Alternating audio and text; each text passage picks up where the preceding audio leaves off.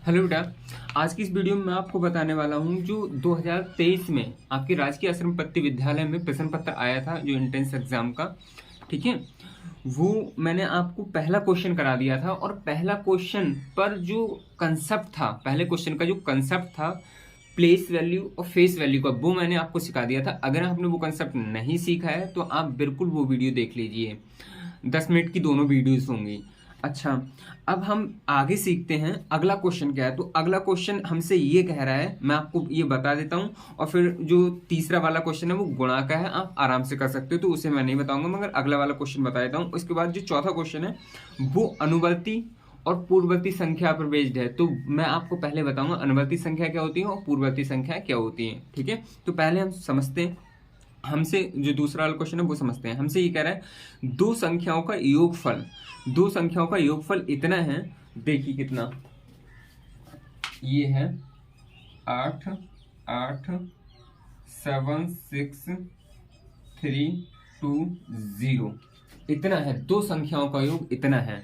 ठीक है, तो हम मान लेते हैं कि हमारे पास दो संख्याएं हैं, वो x है और एक है y। ठीक है, x है और एक है y।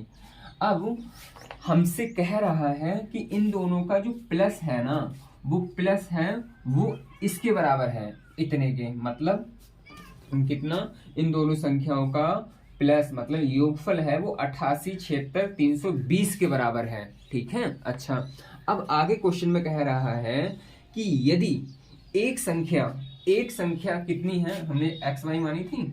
ठीक है, इनमें से हम मान लेते हैं x बराबर, मतलब इन दोनों संख्या में से एक संख्या दी है, आप क्वेश्चन में देख सकते हो कितनी दी है, 39 46 712 दी है। ठीक है, तो दूसरी संख्या कितनी होगी, तो सिंपल देख लीजिए, आपने x बराबर मान ली, तो x जगह रख दीजिए, यहाँ कितना आएगा 39 46 712 प्लस y बराबर कितना 88 76 320, ये है। अब आपको y का वैल्यू निकाल लेना है, किसका, y का वैल्यू निकाल लेना है। कैसे निकालेंगे आप, तो बेटा y ऐसे ही, इधर का ये नंबर है जिसके आगे कोई चिन्ह नहीं होता तो प्लस का होता है, पास से पहले किसी भी नंबर के आगे पहले कोई चिन्ह नहीं होता तो प्लस का होता है। ठीक है, तो आप इस संख्या को इधर ले जाएंगे, माइनस में पहुंचेगा। ठीक है, कहने का मतलब 88 76 320 में से आप कितना घटाएंगे, 39 46 712, आप घटा के जो भी आएगा वो इस क्वेश्चन का आंसर हो जाएगा। ठीक है बेटा, तो ये क्वेश्चन था, तो आप ऐसा क्वेश्चन बिल्कुल पक्का पक्का मान के चलें कि आना ही आना है। ठीक है, अच्छा, इसके आगे वाला जो क्वेश्चन है वो गुणा का है, तो आप गुणा आराम से कर लोगे। अब इसके बाद मैं आपको बताता हूँ जो चौथा क्वेश्चन है वो अनुवर्ती और पूर्ववर्ती संख्याओं पर बेस्ड है। तो पहले मैं आपको बताता हूँ अनुवर्ती संख्याएं क्या होती हैं और पूर्ववर्ती संख्याएं क्या होती है, फिर इसके बाद इस क्वेश्चन का हम लोग आंसर लिख लेंगे। तो सबसे पहले हम लोग सीखते हैं प्राकृतिक संख्याएं क्या होती हैं। आप लोग जानते हो, एक से स्टार्ट हो जाती हैं। ठीक है, 1 2 3 4 5 आगे तक चल ही रही हैं, ठीक है ना। अच्छा, अब हम सीखते हैं पूर्ववर्ती संख्या क्या होती हैं।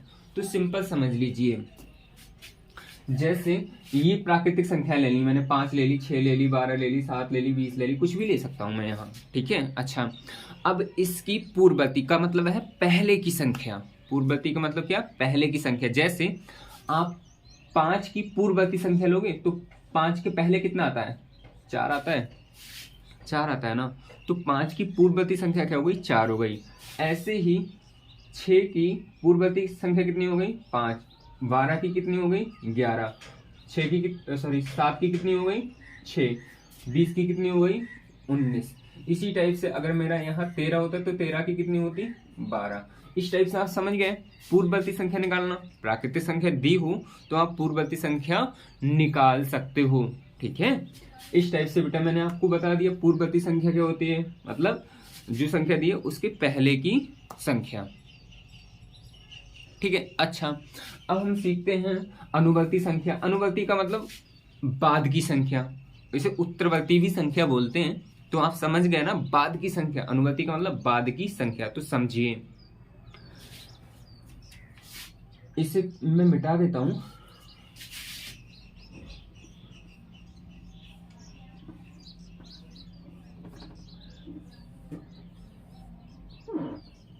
हमारा डस्टर कहाँ चला गया है, फिलहाल इधर देखिए। तो एक की अनुवर्ती संख्या क्या आएगी, जिसे उत्तरवर्ती भी बोलते हैं, 2। 3 की कितनी आएगी, 4। 5 की कितनी आएगी, 6। 10 की कितनी आएगी, 11। 25 की कितनी आएगी, 26। 19 की कितनी आएगी, 20।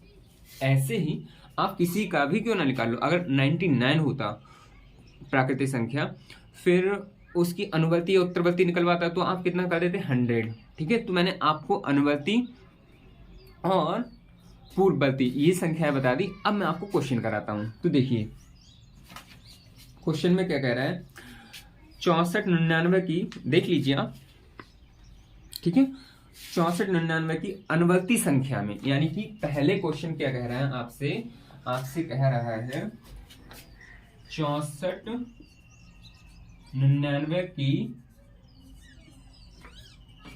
अनुवर्ती संख्या में, यानी कि 64 99 की अनुवर्ती संख्या निकालना है। क्या निकालना है, अनुवर्ती संख्या। इसका मतलब इसके आगे की संख्या, समझ रहे हो ना, अनुवर्ती संख्या का मतलब क्या, उससे आगे की संख्या। तो 64 99 की आगे की संख्या कितनी होगी, इसमें एक प्लस कर दो तो कितनी हो जाएगी, ये 6499 है, 6500 हो जाएगा।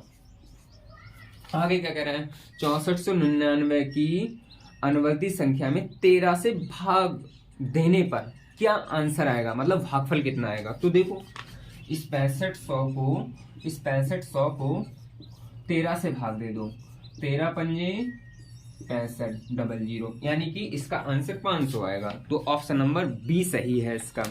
ठीक है, तो ये क्वेश्चन हो गए हमारे। अब आगे के क्वेश्चन मैं आपको अगले की वीडियो में बताऊंगा।